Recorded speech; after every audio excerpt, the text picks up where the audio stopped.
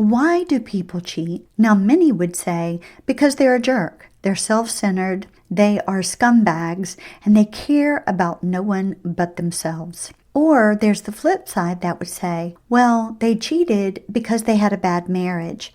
Oh my goodness, they were all alone in their marriage, and they just felt like they needed to go elsewhere. If you ask the betrayer, they tell you 9 times out of 10, it was my spouse's fault. They didn't give me enough sex, didn't pay me enough attention. I was so miserable inside of the relationship. But beautiful, at the end of the day, why do people really cheat? Well, on today's episode of Beauty Beyond Betrayal, we're going to explore 10 reasons why, and the 10th one might just shock you. Hey beautiful, do you wish there was a way to finally heal from the devastation of his betrayal, stop the intrusive thoughts, set healthy boundaries, rebuild trust in yourself and others, and to rise up as the confident woman God created you to be, and finally leave all the pain behind? I know what it's like to have the unimaginable happen, to have my world completely blown apart by discovering that my husband had been having an affair with a younger woman for 2 years. I battled thoughts, images, insecurities. I lacked trust and confidence, and I felt so lost, alone, and confused. Well, imagine with me for a moment if you had a recovery roadmap that gave you daily action steps to help you release the trauma due to his betrayal while gaining biblical insight and wisdom for your healing journey, all while learning how to set healthy boundaries, rebuild trust, and rise in confidence once again. Well, that's why I created the Beyond the Betrayal group coaching program. This is a group coaching program where I teach you how to stop obsessing over his affair and finally heal yourself from the trauma and loss so you can be confident in who you are once again. You'll be able to follow a simple recovery roadmap that'll help you establish those boundaries, rebuild trust, regain your confidence without worrying about being triggered and overwhelmed. And beautiful, you'll walk away with hope, healing, and a biblically based recovery plan that helps you heal and regain your life. So if you're ready to build community, to heal with other women that are going through the same thing as you are, for a group coaching program that offers a proven recovery roadmap that'll guide you through your healing journey from betrayal, well, beautiful, your time is now. I have opened up the group coaching program to launch January the 29th of this year. Yes, in a few short weeks. So your time is now. The link to sign up and to get your spot is below. I only have 10 slots available because it's a small, intimate group where we are healing together. This is a 3-month program. It's intense work. It is hard work and hard work, but yet you will find hope and healing within this program, along with a sisterhood of women who understand where you are. So if you're ready to journey with us to finally get your healing in community, well, beautiful, today is the day. Go below in the show notes, get your spot before they're taken, and let's get this journey started on January 29th and finally have your life recover. I can't wait to see you on the inside of the group.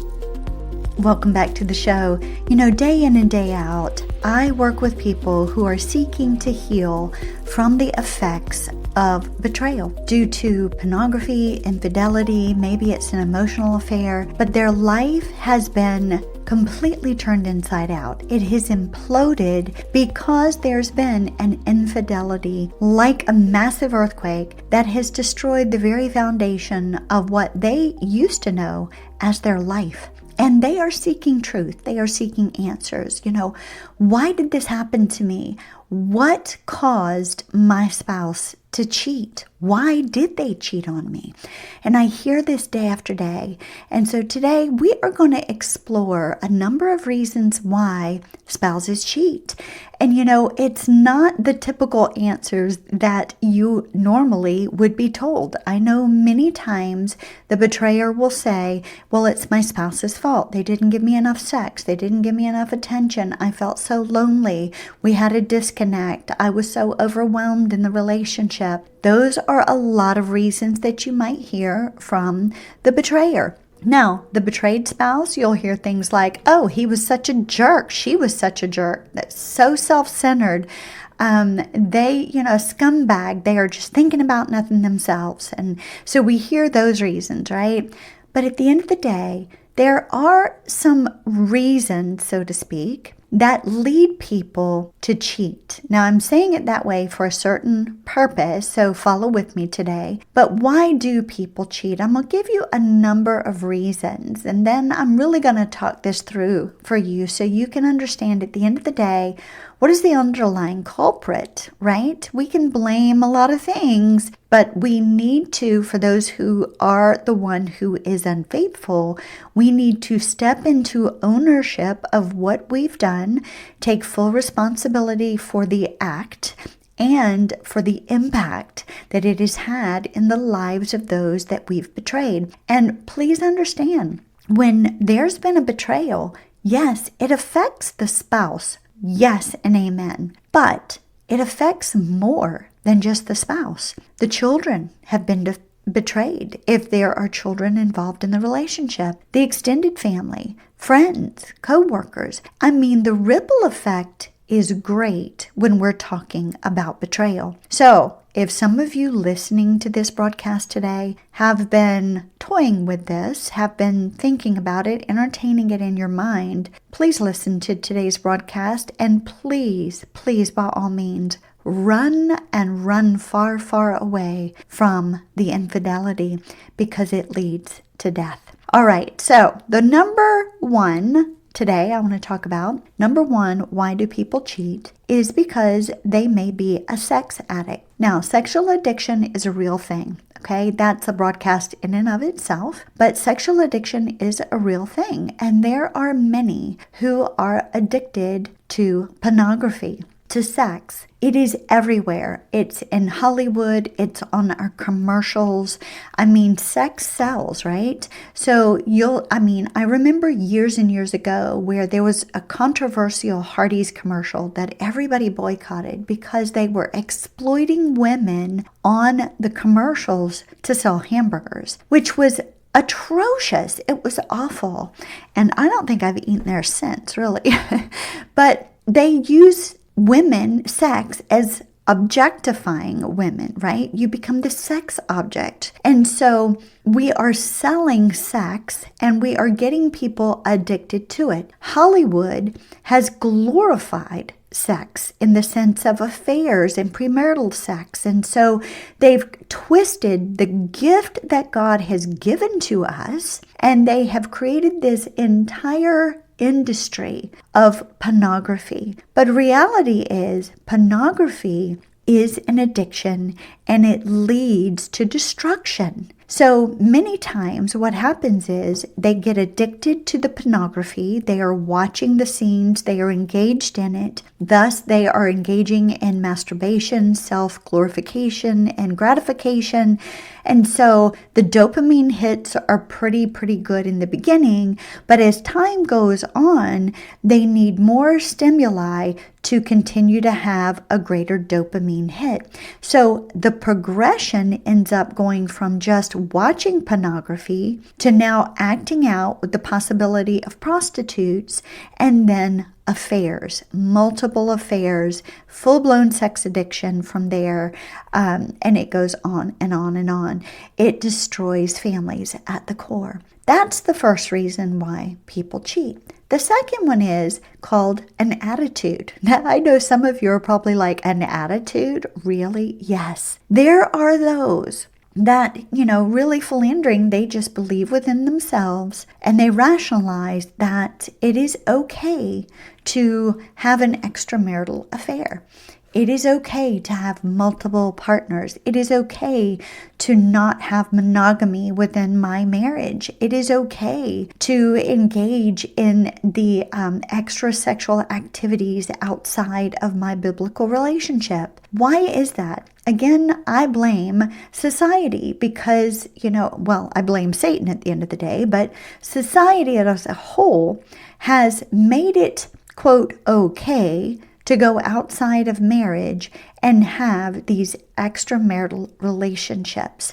So a lot of people develop the attitude that it's okay, and they rationalize it, they justify it, and it really becomes a serious thing. I have seen many women deal with this with their spouses, to where their spouses are like, well, you understood that, I like multiple women, so yes, I'm committed to you in a relationship, but if I want some on the side, you're just going to have to be okay with that. And believe me, that's not okay. Now, number 3, escapism. What do I mean by that? This is where their mundane life, as they see it, of a dead-end job or, a mediocre lifestyle, maybe the unremarkable prospects for the future. Maybe these have all led to depression, emotional disconnect within the relationship. Maybe they're dealing with anxiety, right?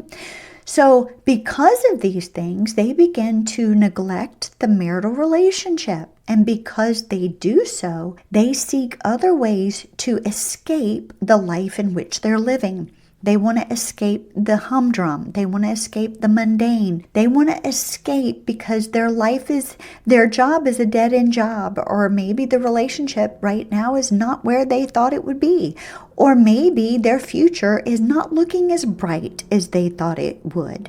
So what do? They seek to escape from the normal day-to-day living. And how do they do that? Through an extramarital affair. Because extramarital affairs are fantasy. They're not reality. They are based on fantasy. The life that you're living inside of an affair does not consist of normal day-to-day living.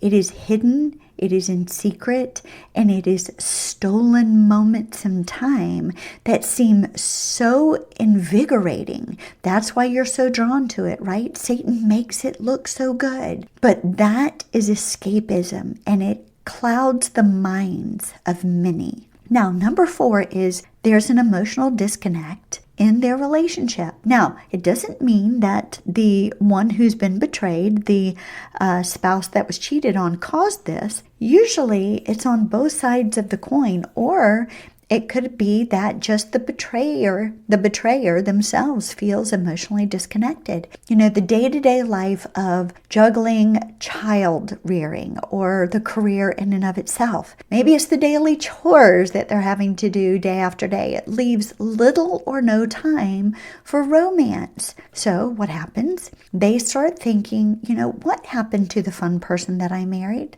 They used to be there. We used to connect. We used to talk. Or maybe you used to talk about certain things, but never at a deep emotional level. And now that things are very, very mundane in the relationship, you are now recognizing that there was never an emotional connection to begin with. So what do? You start looking for that missing fun and romance somewhere else.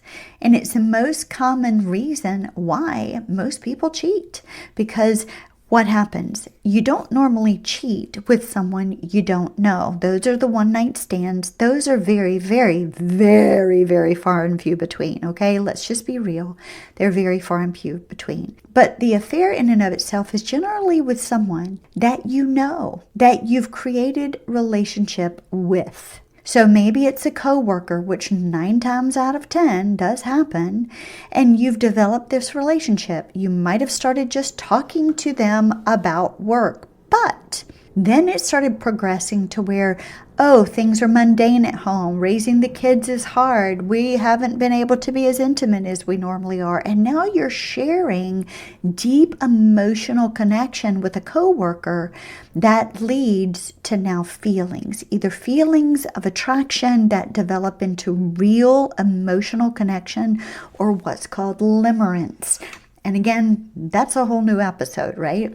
This is where you're addicted to love in and of itself. But the emotional disconnect is one of the most common reasons why married people cheat. Number 5 is this: revenge.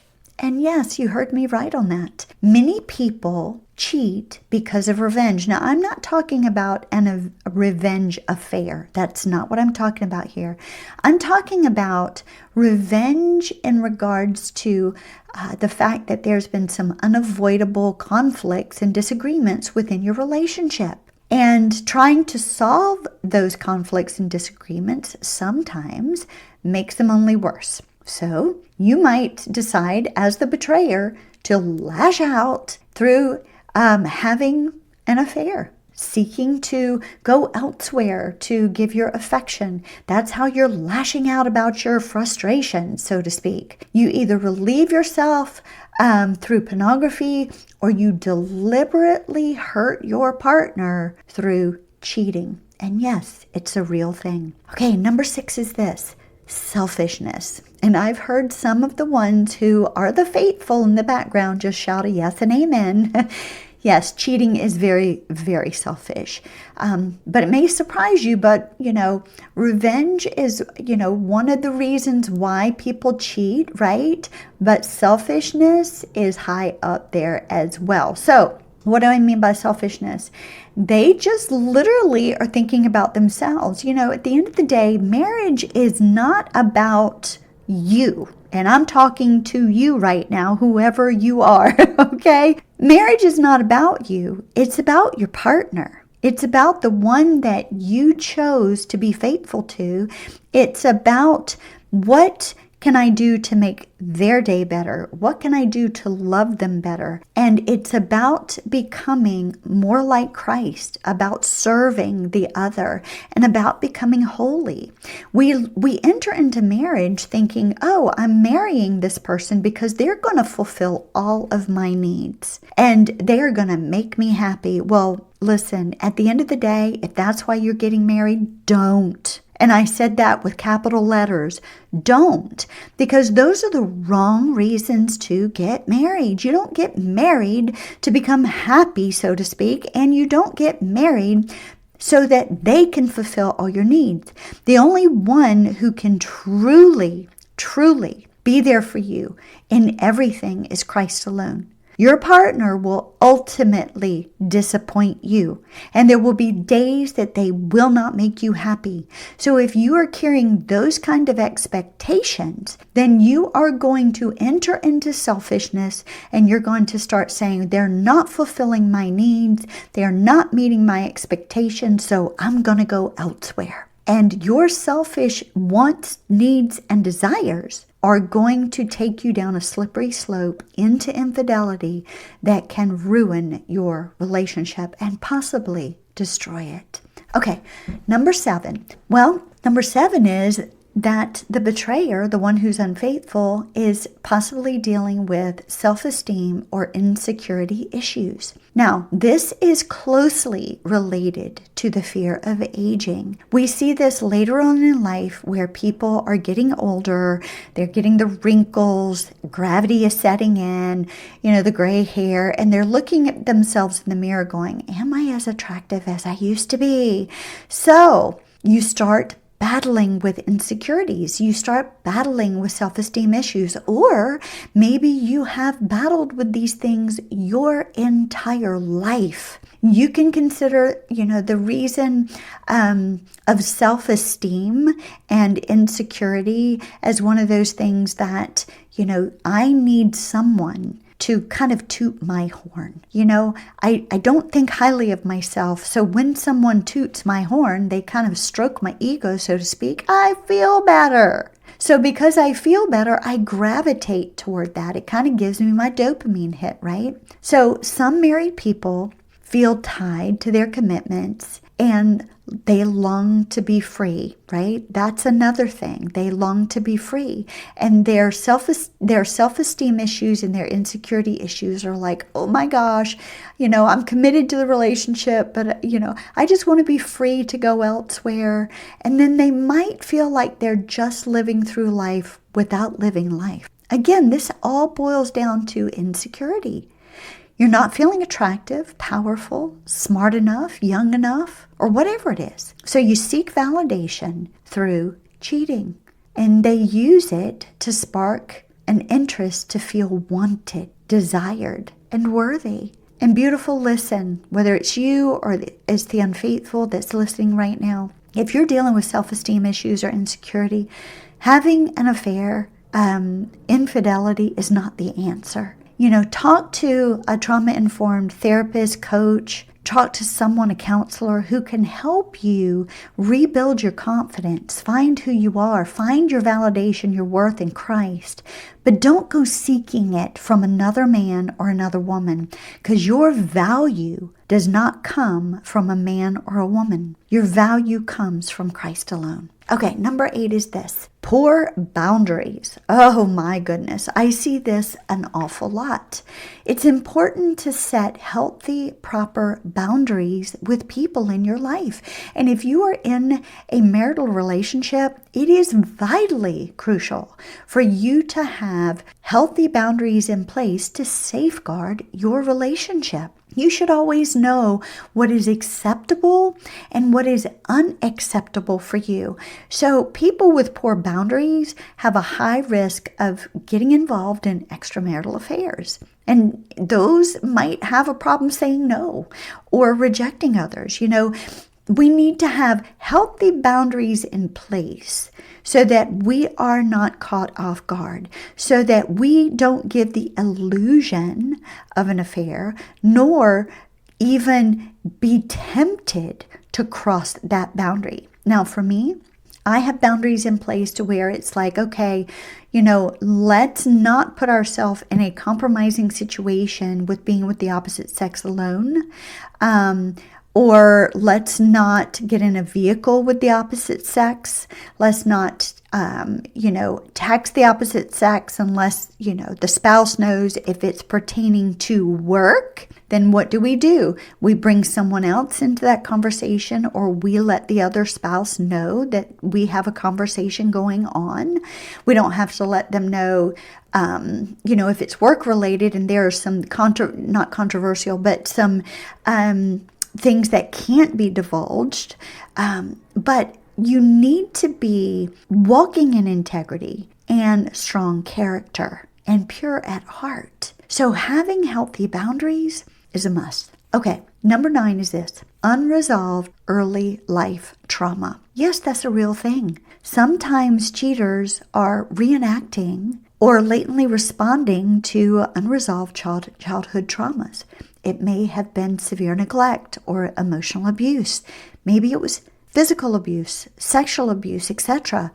These are real traumas that children early on go through, and it can manifest itself later on in life, and it can produce infidelity. Basically, it's where your childhood wounds have created attachment deficits that manifest through infidelity.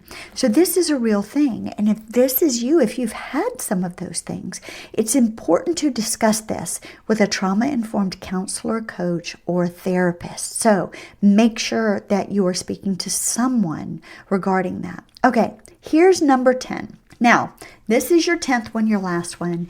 And this is where I want you to lean in closely, because you might not have thought that I was bringing it, or maybe some of you would. But I think that I can actually, with full responsibility here, answer the question of why do men and women actually cheat? Well, at the end of the day, cheating occurs because of sin. It's sin. Sin is in this world, and sin, it tempts us to cross over and to really kind of lower the fence, so to speak, lower our boundaries, and to step over the moral boundaries that we have placed in our lives so that we can pursue something that we should never, ever pursue. And so sin is actually pursuing those things. And then we decide to jump in despite the consequences.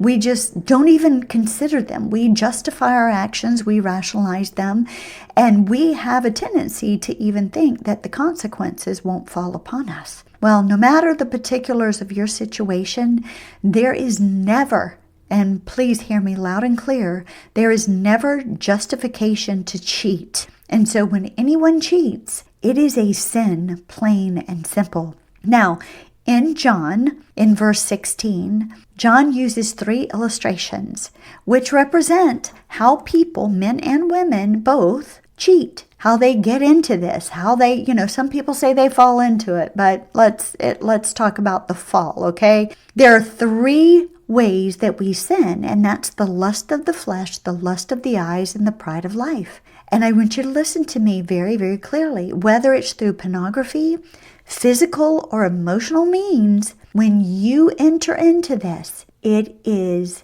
a sin. So the lust of the flesh is where essentially your flesh is taking charge, and you are no longer being led by God. You're refusing to be led by God, and you are choosing to be led by your flesh. And left by your own device, your animalistic tendencies are going to become dormant, and they are dominant. They are going to rise up on all levels, and you are going to validate what you're doing. And your insatiable appetite for more is going to cause you to move into it more. But the truth is that the sin ultimately leads you to death. We are supposed to be living godly lives, not to live for evil human desires.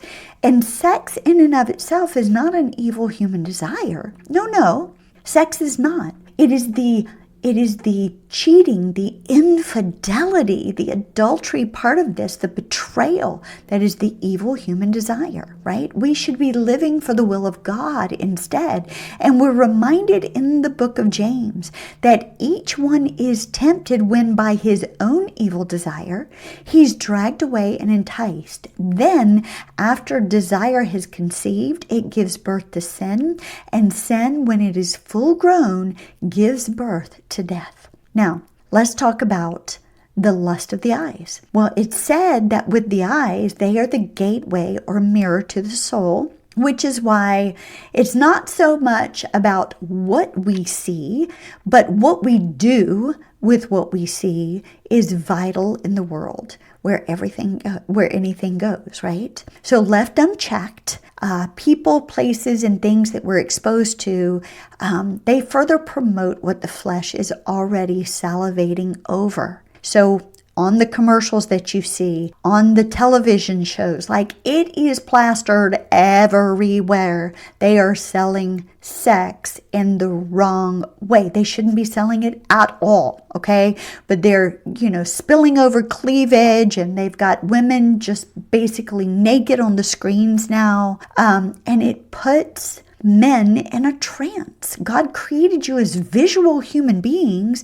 and so Satan has come at you through the lust of the eyes. And in this way, men begin seeing women as actual objects or things instead of equal partners in life who God has called you to be with, to co-labor with, to love and respect and adore and cherish and take care of. Women are not objects, nor should we be objectified, and neither should men for that matter, right? Neither one were supposed to be done that way. So when our eyes start to look at men and women in this way, it can lead us into sin. Now, the third one is the pride of life. Well, the pride of life illuminates our incessant desire to be happy in every way, shape, and form, and to pursue it by any means necessary. So to us, we deserve to be happy. That's how it is. Make yourself happy. Anything goes nowadays, right? It's the mantra of the world. But realize, as God's children, He does want us happy.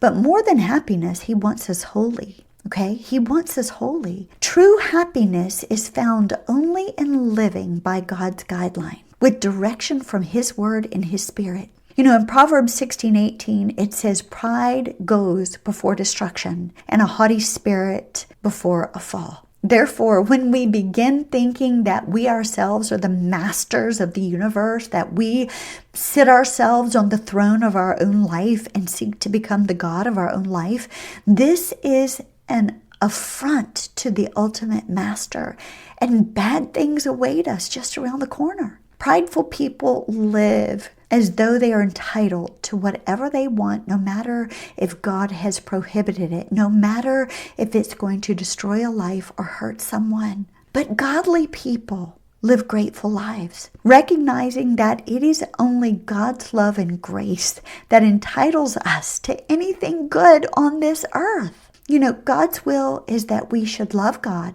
and love one another, not theoretically in some mystical, magical manner that no one sees, but rather in a practical way that identifies us further as followers of Christ. And so, when we start allowing the lust of the flesh, the lust of the eyes, and the pride of life to kick in, it can lead us down a slippery slope, and cheating can follow. And so I want you to know that affairs, while they may feel good in that short little amount of time, like the Bible says, temptation for a second feels wonderful, right? It can lead ultimately to death. It really can. And affairs happen because you close the door to your spouse and you open the door to someone else. Did you hear me on that? Affairs happen when you close the door to your spouse and you open the door to someone else. You're no longer communicating with your spouse,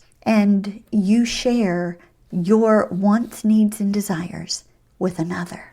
So, if that is you, then by all means, go to God in repentance today.